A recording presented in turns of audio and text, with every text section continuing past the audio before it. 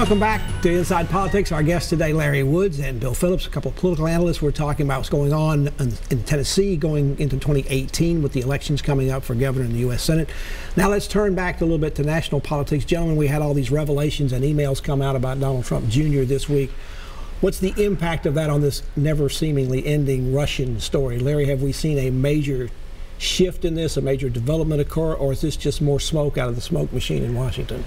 This is a seismic shift going on. For all my life, the Republican parties have been the anti-Russia, accusing my Democrats of being soft on Russia. Clearly, that's changing. Trump makes no bones about, I want to be friends with Putin and Russia. On the June 2016 meeting with Donald Trump Jr. and with Kushner, Jared Kushner, etc., they're in real trouble on that. As a lawyer, I would predict 99% likelihood that both Kushner and Donald Trump Jr. will be indicted for a criminal felony, two different felonies. Kushner failed to disclose the meeting on the required security clearance form. And the Donald Jr., for all this talk about nothing happening, I didn't get anything, doesn't matter. The federal law is no meeting where you attempt to get information or anything of value with a foreign national, and he did it.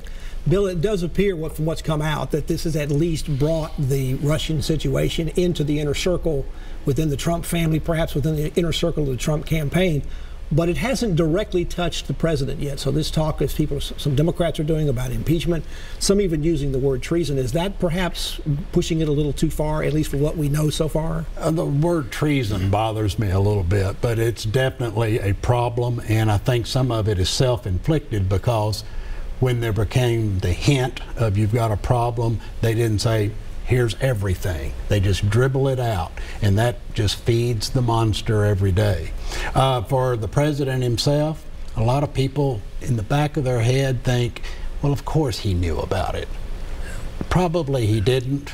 I'll give him the benefit of the doubt, but the image there is just so bad. Larry, it would appear that the Trump base remains strong. There's a story in the Tennessean this past week, other places where they go out and talk to people. They say that's either fake news or, well, I don't believe it, it's not happening, he's fine, he's doing a good job. Yet the polling numbers nationally continue to show the president well below water. So what does he do? Just keep playing to his base? And how can he get himself back up above water if that's what he wants to do in the polls? If Mr. Trump, the president, Mr. Trump, doesn't care about re-election, he can just keep on doing what he's doing. But in 2020, he's going to get about 35–38% of the vote and lose. If he wants to win re-election, he's got to think in terms of expanding beyond his base.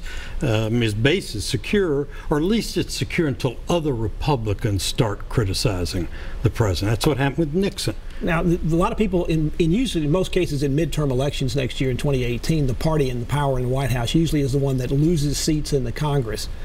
Bill, is that a problem, going to be a problem in Tennessee? Are we going to see a Trump slump in Tennessee, or is he so strong here that that's probably not going to make much difference in either our congressional delegation, in the U.S. Senate seat, in the governor's race, or in the legislature? I don't see any sign of that it's going to impact our delegation next year, that they're going to run as they've run. Tennessee is solid Trump.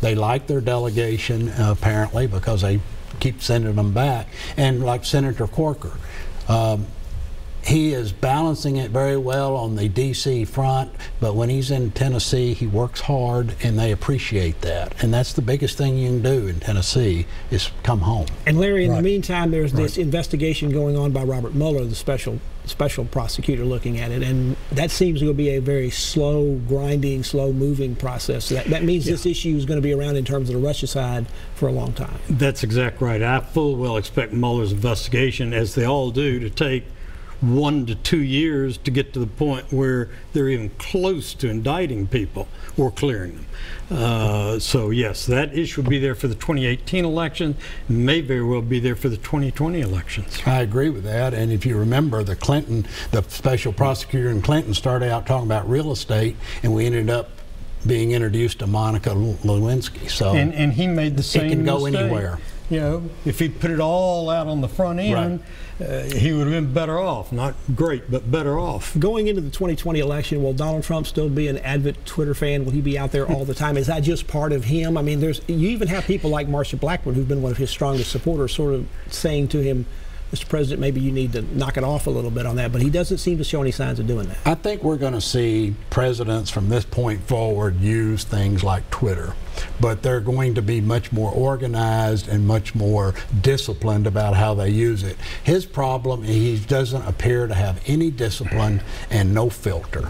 Larry, communications has been his problem. Do you see that changing? Talking about staff changes, but that never happens either. Now they're all lawyered up over the Russian incident. It looks like it's going to be tough to get much done in the White House. It's not going to change. I mean, President Trump is however old he is. He's an old guy like me. He's not going to change his nature and how he does things at this point in life. And therefore, his informal, sloppy, unfocused way of doing communications makes it extremely difficult for anybody in the White House to get anything done. If you're a junior aide in the White House today, the last thing you ever want to do is talk to Kushner, any member of the Trump family, anybody else being investigated, because that means you're going to need a lawyer and you're going to be in front of a grand jury. So you're not going to be able to get your job done. Larry Woods, thank you for joining us. Bill Lee, the same. Thank you very much. I'm sure we'll have you back again in the future to talk about all the things we've discussed today.